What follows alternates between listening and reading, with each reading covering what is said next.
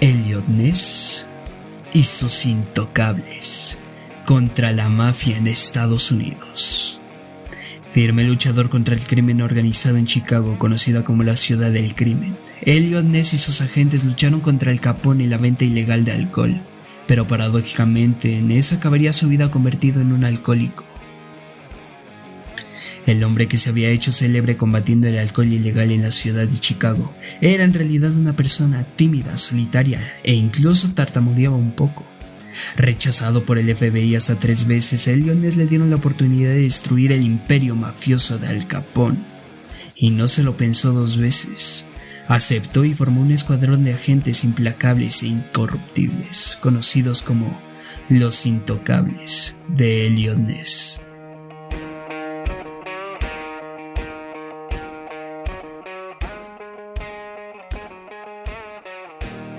El 16 de mayo de 1957, tras sufrir un ataque cardíaco, Elliot Ness moriría en su casa de Woodsport, en Pensilvania, sin ver publicado el libro escrito por Oscar Frehley, Los Intocables, donde narraban su historia.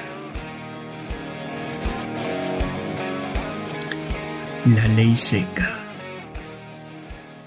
Quizás el comentario que Ness oyó un día a su padre: "Esta ciudad, hijo, tiene 3 millones de habitantes y medio millón de autos.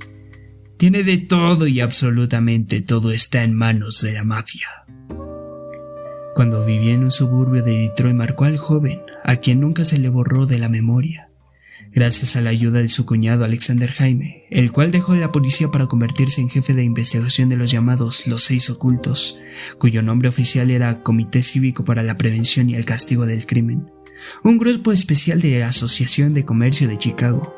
Ness consiguió un puesto como agente de la Oficina de Prohibición, donde se dio cuenta de que trabajaba para hombres corruptos. En aquella época, Chicago no se producían condenas por la violación de la prohibición, y no había en todo un país una ciudad donde se violara con tanto descaro la ley.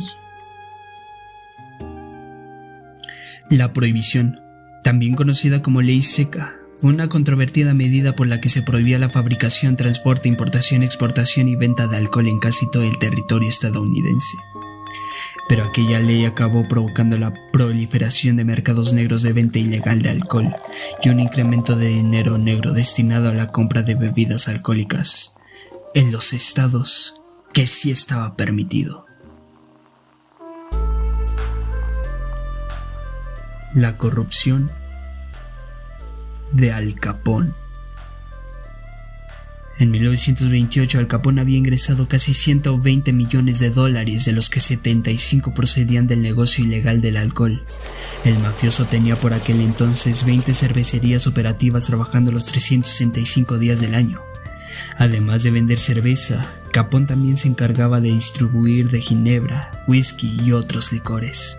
Del $1 millón a la semana que se estimaba ganaba Capone con sus negocios, se calcula que 125 millones al año se destinaban a sobornos.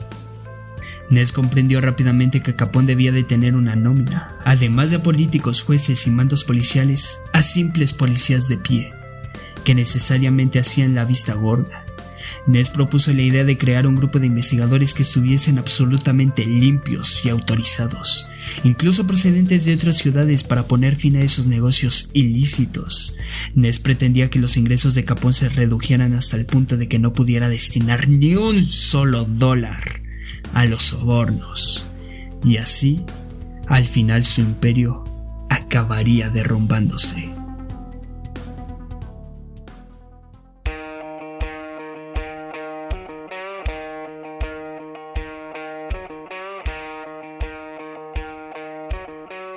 Los Intocables.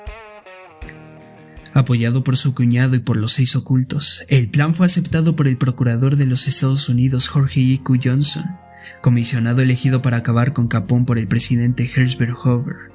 Johnson dio carta blanca a Ness para actuar libremente y sin supervisión, pudiendo elegir personalmente a su equipo. Tan solo tendría que rendir cuentas ante él mismo y su ayudante, William J. Fitch. El apelativo Los Intocables surgió a raíz de una rueda de prensa convocada por el propio Ness para informar del intento de soborno a sus hombres y a él mismo por parte del mafioso. Evidentemente la oferta fue rechazada tras la rueda de prensa. Los periódicos publicaron lo siguiente: Ness y sus jóvenes agentes han demostrado a Al Capone que son incorruptibles. Untouchable en inglés.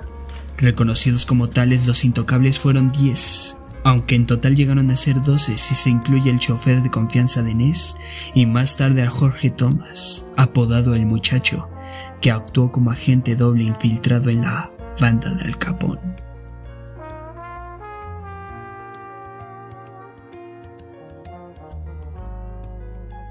Capone pisó la cárcel en 1929 cuando Arthur Meaden, un funcionario de Hacienda, ordenó revisar los millares de documentos contables de la organización dirigida por el mafioso.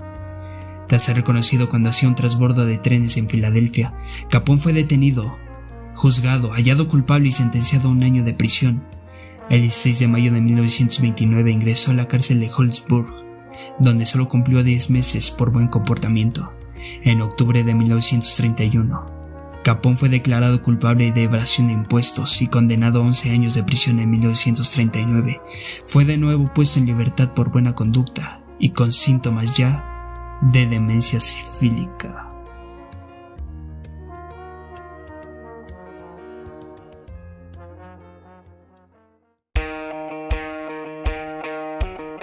Víctima del alcohol. Además de su lucha contra el Champa de Chicago, Eliot Ness intervino también en otros casos, como la investigación del caso del asesino en serie conocido como el asesino de torsos de Cleveland. Desde 1934 y a lo largo de varios años, fueron apareciendo los cuerpos de una docena de hombres y mujeres decapitados y desmembrados en la zona de Cleveland, Ohio. A día de hoy aún se desconoce la identidad de ese asesino, que fue adoptado como el Jack el Destripador americano a los 31 años. Una vez la ley seca fue abolida, Eliot Ness, el hombre que se hizo famoso por combatir el alcohol ilegal en Chicago, se tomó la primera de muchas copas que se tomaría hasta el final de su vida, haciendo del alcohol paradójicamente su compañero de fatigas. Ness intentó emprender una carrera política sin éxito. Los periódicos provocaron el olvido. Su imagen de héroe y su recuerdo se fue desvaneciendo entre la opinión pública. En 1942 sufrió un accidente de automóvil y fue detenido por conducir bajo los efectos del alcohol. Perdió la carrera por la alcaldía de Cleveland y la frustración agudizó su alcoholismo. Eliot Ness se casó 3 veces y se divorció 2. Murió de un infarto a los 54 años, con la salud totalmente deteriorada por el consumo del alcohol. Sus cenizas, tras ser olvidadas en un garaje durante años, fueron esparcidas en 1997 en una laguna junto a un cementerio de Cleveland.